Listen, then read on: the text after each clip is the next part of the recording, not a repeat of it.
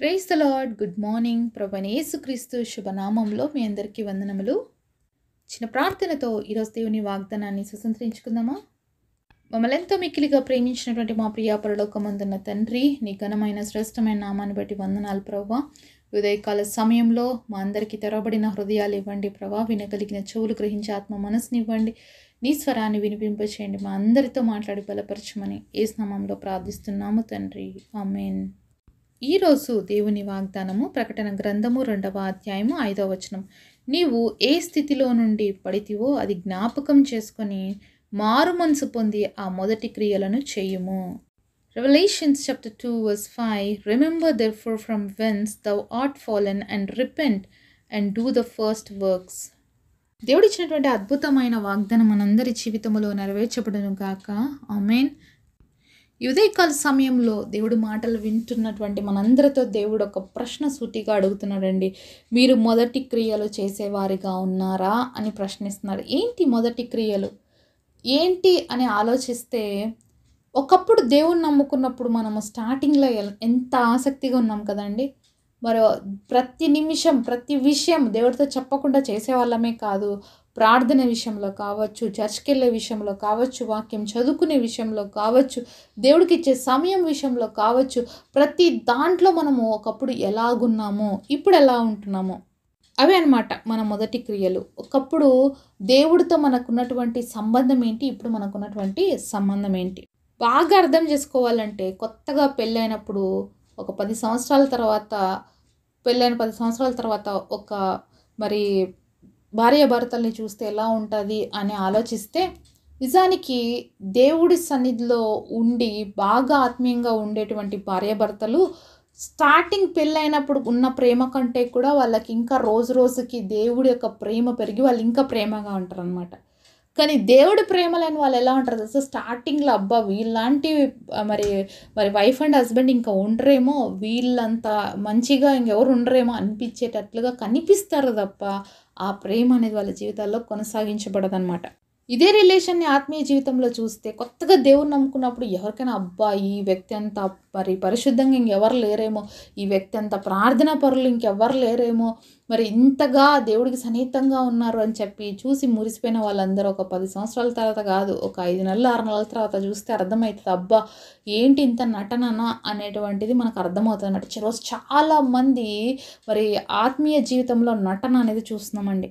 ఎవరితో నటిస్తామండి మనము? దేవుడి ముందర నటిస్తామా? హృదయాంతరంగములు ఎరిగినటువంటి దేవుడు ప్రతి నిమిషం ప్రతి క్షణం మనల్ని చూసిన దేవుడిని మనం మోసగిస్తామా?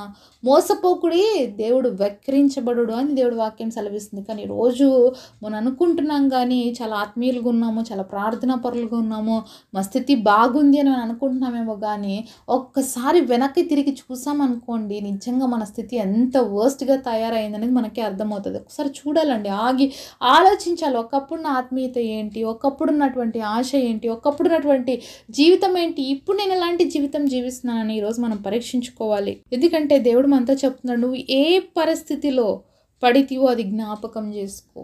ప్రతి ఒక్కరి జీవితంలో ఒక పరిస్థితి వస్తుందండి, దాంట్లో పడిపోతూ ఉంటారు. మరి అందరినీ కూడా సాతాను ఒకేలాగా టార్గెట్ చేయడు. ప్రతి ఒక్కరిని డిఫరెంట్ వేలలో టార్గెట్ చేస్తారు. మరి ఎక్కడ ఎవరు పడతాడో సాతానికి బాగా తెలుసు. సాతానికి మనలో ఉన్న బలం తెలుసు, మనలో ఉన్న బలహీనతలు తెలుసు. సాతాను ఎప్పుడు మన బలహీనతల మీద కొడతాడనమాట. కాబట్టి ఈరోజు చాలామంది పడిపోయినారు.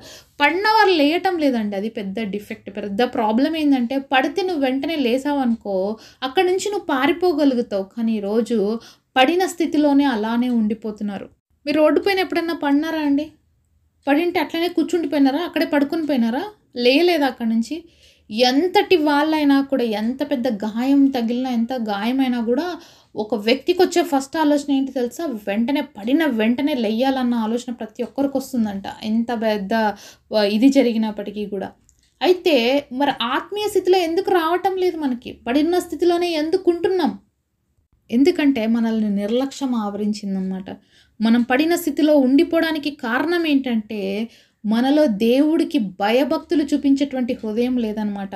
పడితేనే మన మనసాక్షి గర్దిస్తుందన్నమాట. నువ్వు తప్పు చేసినావు, నువ్వు ఈ పాపం చేసినావు, ఒప్పుకో దేవుడి సన్నిధిలో అని. నువ్వు కానీ అప్పుడు ఒప్పుకున్నావు అనుకోండి, మనం కానీ ఒప్పుకుంటే ఏమవుతుందంటే దేవుడు వెంటనే క్షమిస్తాడు, ఆ పాపం నుంచి మనం బయటికి వచ్చేస్తాం. కానీ చాలాసార్లు మనం ఏం చేస్తామంటే ఒప్పుకోము, ఆ పాపాన్ని విడిచిపెట్టాం, దాన్ని కంటిన్యూ చేస్తాం. అందుకనే దేవుడు వాక్యం ఈ విధంగా సెలవిస్తుంది, అతిక్రమములు దాచిపెట్టువాడు వర్ధిల్లడు, వాటిని ఒప్పుకొని విడిచిపెట్టువాడే కనికరం పొందుతాడు అని.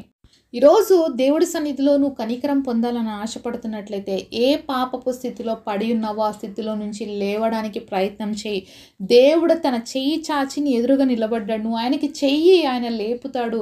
నువ్వు ఏ పాపంలో నుంచి బయటికి రాలేకపోతున్నావో, ఏ పరిస్థితుల్లో నుంచి బయటికి రాలేకపోతున్నావో, ఏ ఉచ్చులో చిక్కుకొని ఉన్నావో, ఆ ప్రతి పరిస్థితిలో నుంచి దేవుడి రోజు నిన్ను బయటకు తీసుకురావాలని ఆశపడుతున్నాడు. నువ్వు కానీ బయటికి వస్తే నీ జీవితం మారిపోతుంది, నీ మనసు మారిపోతుంది, నీ బ్రతుకు మారిపోతుంది. మరి సాతానికి అది ఇష్టం ఉండదు కాబట్టి నిన్ను రానీయకుండా చేస్తుంది. కాబట్టి దేవుడిని ప్రేమిస్తున్నాడు. ఒకప్పుడు ఉన్నటువంటి పరిశుద్ధత నీలో కలిగి ఉండాలని దేవుడు ఆశపడుతున్నాడు. నువ్వు మొదటి ఏ క్రియలైతే దేవుడి కోసం చేసావో అవి చెయ్యాలని దేవుడు ఆశపడుతున్నాడు. అందుకే మరొకసారి నేను పిలుస్తున్నాడు, నువ్వు ఉన్న స్థితులని మరి జ్ఞాపకం చేసుకొని తిరిగి బయటికి రా. నువ్వు ఏంటన్నది అర్థం చేసుకో, అనలైజ్ చేసుకో. ఒకప్పుడు ఎలా ఉన్నావు, ఇప్పుడు ఎలా ఉన్నావు అనేది నువ్వు కంపేర్ చేసుకో. ఒకప్పుడు దేవుడు అంటే ఎంత ఇష్టం ఉంది, ఇప్పుడు ఎంత ఇష్టం ఉందో నువ్వు గ్రహించుకో.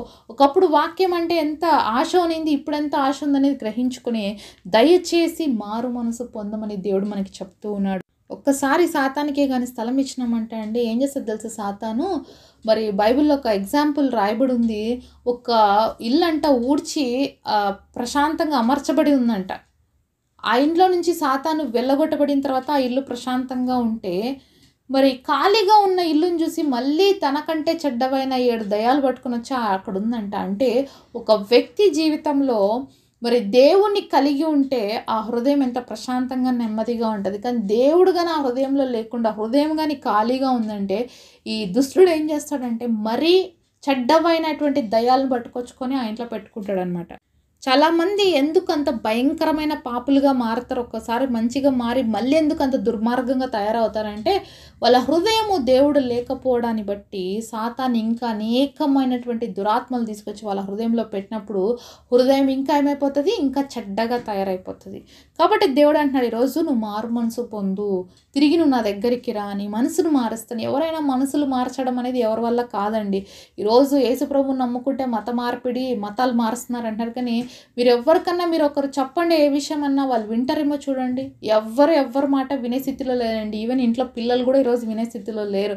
అట్లాంటిది బయట వాళ్ళకి ఎవరైనా చెప్తే వాళ్ళు మతం మార్చుకుంటారా అండి? ఎవరు మార్చుకోరు. కానీ దేవుడు వాళ్ళని దర్శిస్తే మతం కాదు వాళ్ళు మార్చుకునేది, హృదయాలు మార్చుకుంటారు. దేవుడు కూడా అదే చెప్తున్నారు, మతం మార్చుకోవడానికి నా దగ్గర రండి అనట్లేదు, మీ హృదయాన్ని మార్చుకోండి, మీరు మారు మనసు పొందండి, చెడుని విడిచిపెట్టండి అని మాత్రమే యేసయ్య చెప్తున్నాడండి.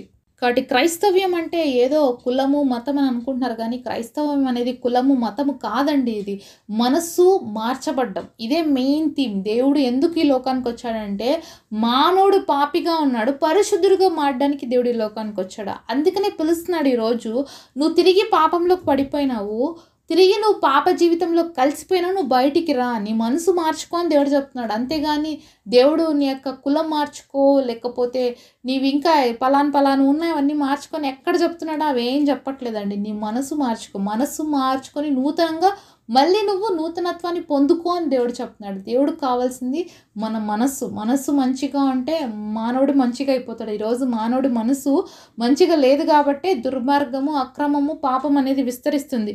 యేసు ప్రభు దగ్గరికి రావగలిగినటువంటి రీజన్ ఏంటి తెలుసా? నీ బ్రతుకు మారుతుంది, నీ పాప జీవితం మారుతుంది, నీ మనసు మారుతుంది. ఎప్పుడు నీ మనసు మారుతుందో నువ్వు పరిశుద్ధంగా మార్చబడతావు.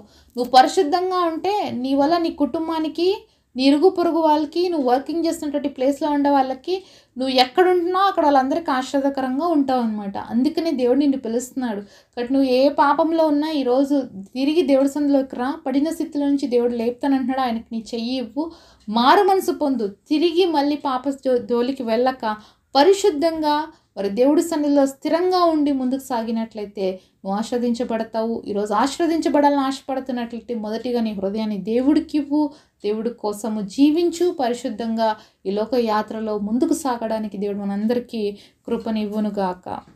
పరిశుద్ధుడైన తండ్రి, మీరు మాతో మాట్లాడిన ప్రతి మాట కొరకు వందనాలు తండ్రి. అయ్యా, పడిన స్థితిలో ఎవరైతే ఉన్నారో లేవనెత్తండి అయ్యా, నిలబెట్టుకోండి అయ్యా, తిరిగి లోకంలోకి పాపంలోకి కలిసిపోకుండా కృపనివ్వండి. యేసుక్రీస్తు ప్రభు నమ్ముకోవడం అంటే మత మార్పుడులు కాదని, హృదయ మార్పిడి అని తెలుసుకొని ప్రభు అనేకుల్ని వైపుకి ఆకర్షితులై నీ మార్గంలో నడుచుకోవడానికి కృపనివ్వమని యేసు నామములో ప్రార్థిస్తున్నాము తండ్రి. ఆమేన్.